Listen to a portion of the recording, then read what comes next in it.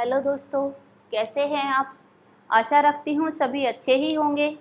दोस्तों, इस कोरोना समय में हम घर पर बैठकर समय का सदुपयोग करें और अपनी तैयारी को जारी रखें। दोस्तों, इस समय के सदुपयोग करने को मद्देनज़र रखते हुए मैं आपके सामने उपस्थित हुई हूँ विद्यापति की रचनाओं को लेकर। दोस्तों, इससे पीछे की क्लास में हमने देखा कि जो विद्यापति हैं उनसे संबंधित कौन कौन से महत्वपूर्ण बिंदु पूछे जाते हैं, कौन कौन से महत्वपूर्ण बिंदु परीक्षा की दृष्टि से उपयोगी हुआ करते हैं। आज हम, अगर आपने पीछे की क्लास नहीं देखी है तो देख लीजिए। आज हम साझा करने जा रहे हैं विद्यापति की रचनाएं। दोस्तों, वैसे तो विद्यापति को मैथिली कोकिल कहा जाता है। इनकी प्रिय भाषा मैथिली भाषा रही है। मध्यकालीन मैथिली भाषा का इन्होंने प्रयोग किया है। इनकी सिद्धि का आधार भी इनकी मैथिली भाषा रही है, जिसकी प्रेरणादायक इनकी पत्नी सुशीला मानी जाती है। लेकिन विद्यापति ने 3 भाषाओं में अपनी रचनाएं लिखी हैं, अपने रचनाओं में कार्य किया है। 3 भाषाओं का इन्हें कहा जाता है कि विद्यापति को अनेक भाषाओं की जानकारी थी, जिसमें से 3 भाषाओं में इन्होंने अपना काव्य लिखा। और ये आज हम साझा करते हैं कि कौन सी भाषा की कौन सी रचना हुआ करती है। विद्यापति ने 3 भाषाओं का प्रयोग किया, संस्कृत भाषा, अवहट भाषा और मैथिली भाषा। दोस्तों, हमसे क्वेश्चन पूछा जाता है कि विद्यापति की कौन सी रचना कौन सी भाषा में रचित है। आइए आज हम याद करने का प्रयास करते हैं कि कौन सी भाषा, कौन सी रचना कौन सी भाषा की है। सबसे पहले हम देखते हैं संस्कृत भाषा। दोस्तों, संस्कृत भाषा में इन्होंने सर्वाधिक काव्य की रचना की है, सर्वाधिक काव्य रचा है, लेकिन इनकी प्रसिद्धि का आधार इनकी मैथिली भाषा रही। संस्कृत भाषा में पहले जो रचना है इनकी वो मानी जाती है भू परिक्रमा। भू परिक्रमा जो रचना है ये राजा देव सिंह को समर्पित है। दोस्तों, ध्यान दीजिएगा, इसकी विषय वस्तु हमसे बहुत बार पूछी जाती है कि भू परिक्रमा की विषय वस्तु क्या है, यानी भू परिक्रमा में किसका वर्णन किया गया है। तो इन्होंने भू परिक्रमा जो है ये राजा देव सिंह की आज्ञा पर लिखी। इसमें बलराम से संबंधित शाप के बहाने मिथिला के तीर्थ स्थलों का वर्णन किया गया है कि बलराम ने जो श्राप दिया उस श्राप को कम करने के लिए मिथिला के तीर्थ स्थलों पर जाना पड़ता है और मिथिला के तीर्थ स्थलों का यहाँ वर्णन किया गया है। उसके बाद आती है पुरुष परीक्षा। दोस्तों, पुरुष परीक्षा, उसके बाद लिखनावली, विभाग सार, शैव सर्वस्व सार, दान वाक्यावली, गंगा वाक्यावली, दुर्गा भक्ति तरंगिनी, गया पतलक, वर्ष कृत्य और गोरक्ष विजय। गोरक्ष विजय इनका एक नाटक माना जाता है जो किस भाषा में है, संस्कृत भाषा में रचित है। आइए दोस्तों, इनको हम एक बार याद करते हैं, एक आसान लॉजिक के साथ याद करते हैं विद्यापति की रचनाओं को। विद्यापति ने संस्कृत की रचना की भू परिक्रमा। देखिए, विद्यापति ने जब संस्कृत भाषा पढ़ी, जब विद्यापति को संस्कृत भाषा का ज्ञान हुआ तो संस्कृत सीखकर ये भू परिक्रमा करने गए। हम अपने श्राप को कम करने के लिए, अपने श्राप को कम करने के लिए किसी तीर्थ स्थल पर जाते हैं तो क्या करते हैं, वहाँ परिक्रमा लगाते हैं। दोस्तों, विद्यापति ने भी ऐसा ही किया कि विद्यापति ने विद्या ग्रहण की संस्कृत में, तो भू परिक्रमा करने गए। भू परिक्रमा करने गए तो उनके पुरुष की परीक्षा हुई। उस पुरुष की क्या हुई, परीक्षा हुई। परीक्षा होने के बाद इन्होंने अपना जो ये अनुभव था उसे लिख दिया, लिखनावली। परीक्षा होने के बाद अपने अनुभव को लिखा, विभाग सार यानी 4 विभागों में बांट दिया। 4 विभागों में इसे लिखा। लिखनावली, विभाग सार। विद्यापति ने संस्कृत सीखकर भू परिक्रमा की तो उनके पौरुष की परीक्षा हुई। पौरुष की परीक्षा हुई तो उन्होंने उस परीक्षा को लिख दिया 4 भागों में, 4 विभागों में। कौन कौन से 4 विभाग बनाए? एक बनाया शैव का, शिव से संबंधित, एक बनाया दान से संबंधित, तीसरा बनाया गंगा से संबंधित और चौथा बनाया दुर्गा भक्ति से संबंधित। जब ये 4 विभाग बना दिए तो फिर ये गया कहाँ पर, वर्ष कृत्य करने के लिए। 4 विभागों में लिख दिया तो फिर ये चला जाता है गया वर्ष कृत्य करने के लिए और वहाँ पर गोरक्ष विजय प्राप्त कर ली। दोस्तों, पुनः दोहराती हूँ, देखिए, विद्यापति ने संस्कृत भाषा में विद्या ग्रहण करके भू परिक्रमा की, मिथिला के तीर्थ स्थलों की भू परिक्रमा की।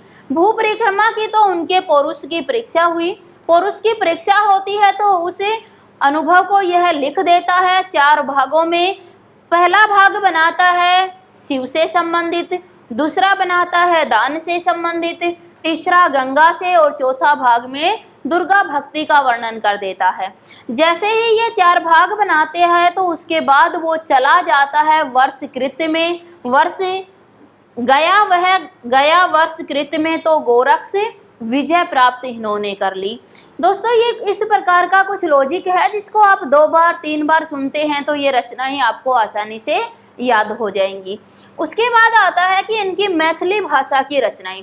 दोस्तों इनकी मैथिली, उसके बाद आता है इनकी अवट भाषा की रचनाएं। अवट भाषा में इन्होंने 2 रचनाओं का वर्णन किया, कीर्ति लता और कीर्ति पताका। दोस्तों इसकी विषय वस्तु हमसे पूछी जाती है कि जो कीर्ति लता है वो कौन से राजा को समर्पित है और कीर्ति पताका कौन से राजा से संबंधित है। तो जो कीर्ति लता है यह राजा कीर्ति सिंह को समर्पित है। इसमें राजा कीर्ति सिंह के यशोगान का वर्णन किया गया है। कीर्ति पताका जो है इसमें राजा शिव सिंह के युद्धों का वर्णन दिया गया है, राजा शिव सिंह के शौर्य का वर्णन किया गया है। दोस्तों ये भी पूछा जाता है कि कीर्ति सिंह के अंतर्गत मुसलमानों के युद्धों का वर्णन है। जो मुस्लिम थे उनके साथ राजा शिव का युद्ध होता है और उन युद्धों का वर्णन किसमें किया गया है? कीर्ति पताका में। उसके बाद आती है मैथिली भाषा। दोस्तों मैथिली भाषा की रचना, एक ही रचना इनकी रही है और वो कौन सी है? पदावली। याद रखिएगा कि पदावली में कृष्ण भक्ति के पद सम्मिलित हैं। बहुत बार विषय वस्तु पूछी जाती है कि इनकी पदावली की विषय वस्तु क्या है, तो इसमें कृष्ण भक्ति के पदों को सम्मिलित किया गया। यह कृष्ण भक्ति काव्य माना जाता है और पदावली के कारण ही विद्यापति को मैथिली कोकिल की उपाधि प्राप्त हुई। यह भी बहुत बार पूछा जाता है कि विद्यापति को मैथिली कोकिल की उपाधि किस रचना के कारण मिली, तो कौन सी रचना के कारण मिली? पदावली रचना के कारण इनको मैथिली कोकिल की उपाधि मिली। दोस्तों जो पदावली रचना है यह कृष्ण भक्ति से संबंधित है, लेकिन इसके अंतर्गत, इसकी भूमिका के अंतर्गत कृष्ण भक्ति, शिव भक्ति, दुर्गा भक्ति व अन्य देवताओं के पद भी सम्मिलित किए गए हैं। अन्य देवताओं के विनय के पद भी सम्मिलित किए गए हैं। यहाँ से भी हमसे क्वेश्चन पूछ लिया जाता है कि विद्यापति की किस रचना में शिव भक्ति, दुर्गा भक्ति व अन्य देवताओं से विनय के पद सम्मिलित किए गए हैं, तो हमारा आंसर क्या हो जाएगा? पदावली। पदावली कृष्ण भक्ति से संबंधित है, लेकिन इसमें अन्य देवताओं की विनय के पद भी सम्मिलित किए गए हैं।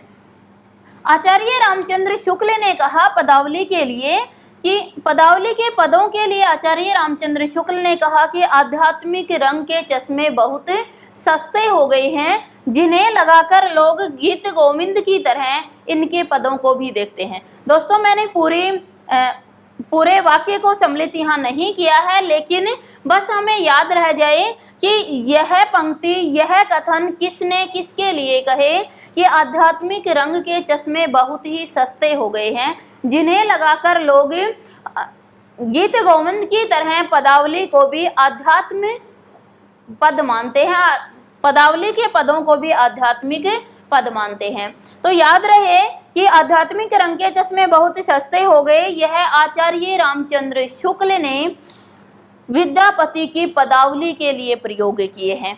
ये थी विद्यापति की रचनाएं।